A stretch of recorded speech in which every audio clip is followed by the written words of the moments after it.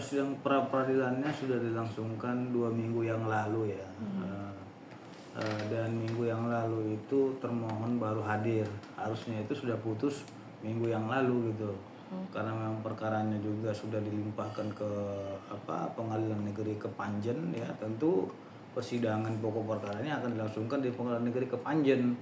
Nah, karena memang perkaranya itu sudah dilimpahkan ke Pengadilan Negeri Kepanjen, sehingga pra peradilan yang kita ajukan itu otomatis gugur secara hukum gitu loh. Karena berkas perkaranya sudah keluar jadwalnya untuk bersidang di sana dalam mengadili pokok perkara. Jadi saya juga istilahnya tidak salahkan teman-teman penyidik karena memang penyidik telah melimpahkan berkasnya dan sekarang ya kewenangannya sudah masuk di dalam kewenangan pengadilan.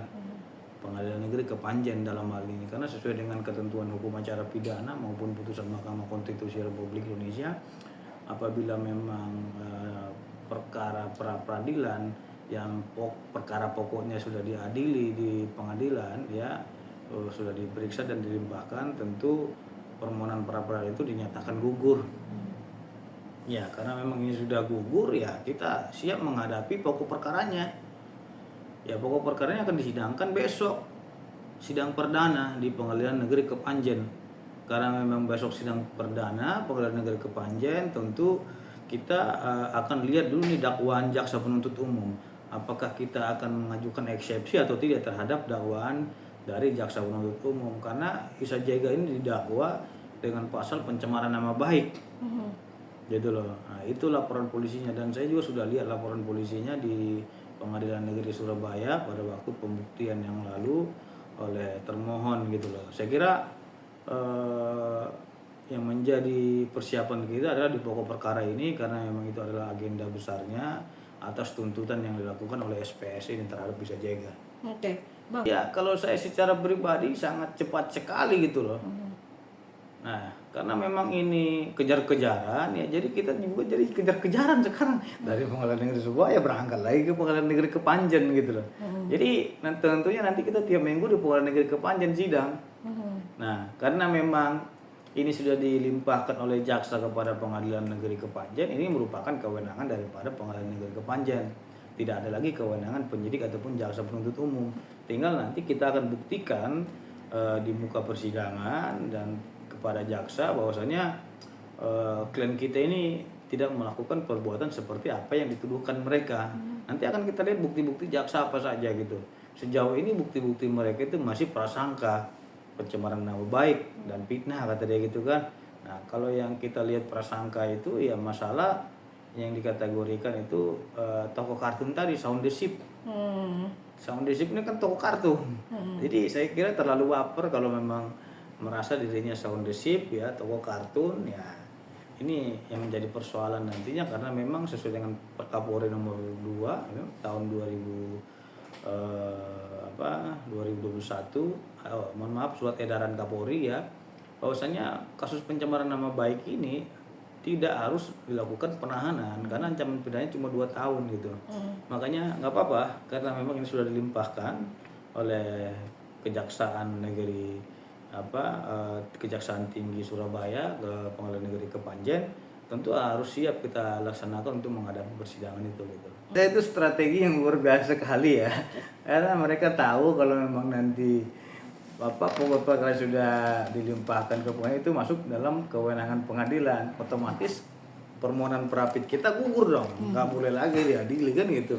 Tapi kan yang menjadi persoalan adalah kemarin saya soroti itu ya, memang harus dikoreksi juga antara teman-teman kita di penyidik ini ya, mungkin junior saya juga, dari laporan polisi ke tahap SPDP yang dikirimkan kepada kejaksaan itu rentan waktunya cuma 3 hari gitu loh. Jadi kapan lagi bisa Jega memberikan klarifikasi ataupun interview di tahap lidik? Tidak ada itu. Makanya aneh sekali gitu. Kok secepat itu? Sedangkan Nikita Mirjani aja cuma 2 minggu. Untuk ditingkatkan kita 3 hari gitu. Lebih ekspres mana? Isa Jega atau Nikita? Sebenarnya normalnya 2 minggu lah paling cepat kan gitu. Kalaupun seumpamanya ingin diproses kan gitu. Artinya kan ada kesempatan untuk kepada terlapor untuk memberikan klarifikasi terlebih dahulu. Bukan malah 3 hari. Berarti kan kalau 3 hari kita di Jakarta, ini di Surabaya, mengirim suratnya aja sudah 3 hari untuk dapat panggilan gitu loh kan. Belum lagi untuk klarifikasinya. Makanya di tingkat klarifikasi ataupun tingkat lidik itu Isa Jega belum pernah memberikan interview ataupun klarifikasi di tahap lidik. Tiba-tiba berkasnya SPDP-nya sudah dikirim ke kejaksaan. Jadi saya kira ini sangat cepat sekali ya. Artinya kalau prasangka itu semua orang pasti ada prasangka. Tapi kan kita berprasangka positif aja. Artinya mungkin teman-teman dari pelapor ini ingin buru-buru. Ya kan? Pelapor ini ingin buru-buru desak penyidik agar perkaranya cepat disidangkan. Tapi kalau kita no problem ya, sepanjang itu punya bukti silahkan saja. Nanti akan kita lihat di muka persidangan ini. Yang menjadi persoalannya adalah ketika laporan yang dilakukan oleh pelapor ini tidak terbukti di muka persidangan, siap-siap ancaman pidananya menanti Anda juga. Jangan juga kita menuduh orang memfitnah, mencemarkan nama, tapi tidak terbukti di muka persidangan. Ini juga akan menjadi perbuatan pidana kepada pelapor atau terjadinya tindak pidana balik terhadap dirinya gitu loh. Hati-hati aja. Makanya ini kan karena belum ada serangan balik ini. Seperti sepak bola ini kan masih pelapor yang menyerang-nyerang terus. Nah, nanti hati-hati aja apabila ada serangan balik dari Isa Jega, ini yang menjadi persoalan nanti. Kita kemarin sudah rapat dengan tim besar ya. Ada Profesor Dr. Elsa Sharif, ada saya, ada Tio, dan tim-tim lainnya membahas, dan ahli hukum pidana juga udah kita siapkan semua, sama ahli ITE semua udah kita siapkan. Dan saat ini kita lagi menyusun eksepsi ya terkait dengan dakwaan jaksa penuntut umum, karena kita tidak menerima dakwaan tersebut. Apalagi yang dituduh katanya ada lagi tuh pasal yang ditambah-tambah ataupun dibuat-buat, katanya pemerasan gitu. Yang dikatakan pemerasan itu adalah ketika orang lain itu memaksa seseorang dengan ancaman kekerasan untuk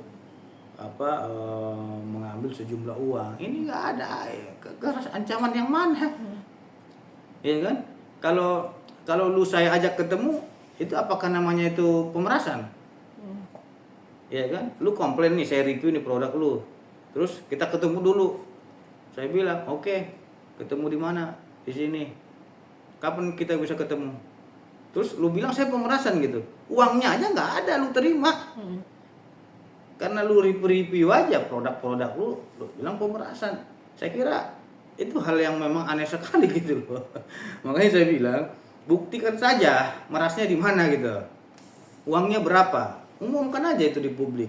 Kalau ada dia bisa buktikan uangnya itu ada di peras oleh Isa Jega, saya mengundurkan diri dari pengacara Isa Jega. Gitu. Ada enggak? Bisa enggak lu buktikan Isa Jega menerima duit? Kalau ada, saya mengundurkan diri. Ya kan udah saya tanya langsung Isanya. Isa, kamu ada terima uang dan minta uang nggak dengan dia? Lah, nggak ada bang, katanya gitu. Sumpah, iya benar. Terus pemerasannya di mana? Tahu saya memeras itu, contohnya nih kayak kasus Reza Gladys kan gitu, minta uang 4 miliar, sangka karena ada uang yang diterima. Kalau saya bilang kita ketemu dulu gitu, karena lu nggak terima di review terus, pemerasan nggak itu namanya? Kalau memang yang bersangkutan itu karena di review minta ketemu, itu ada, tapi nggak ada ketemu mereka, itu bukan pemerasan. Saya udah lihat buktinya juga gitu loh. Jadi nggak ada persoalan itu. Makanya saya bilang ini kasus yang dibuat-buat aja gitu loh. Tapi kalau memang pencemaran nama baik, saya masih khawatir di situ, masih 50-50 kan gitu, karena katanya keberatan dengan sebutan soundership. Nanti akan kita buktikan itu soundership kepada siapa, seperti itu. Dia happy, enjoy, dan dia ketawa-ketawa aja nelpon saya gitu. Makanya saya bilang, lu aneh deh, saya bilang gitu kan. Lu berkasus tapi lu ketawa-ketawa nelpon saya gitu. Ya saya enjoy aja bang, katanya gitu. Orang saya juga bukan sekali 2 kali pernah ngalami kayak gini. Saya juga pernah ngalami di selatan, katanya gitu. Ya udah, yang penting kamu sehat-sehat aja. Sehat kan? Alhamdulillah sehat bang, katanya. Dan dia juga belajar menjahit di sana kan gitu. Jadi ya banyaklah kegiatan-kegiatan seni-seni dari tangan, hasil pribadi, karya pribadi itu yang bisa dikembangkan di sana. Saya kira itu adalah suatu hal yang bagus ya, dan Isa saya nyatakan itu nggak ada masalah apapun di sana, baik-baik aja gitu. Nah, Mami Isa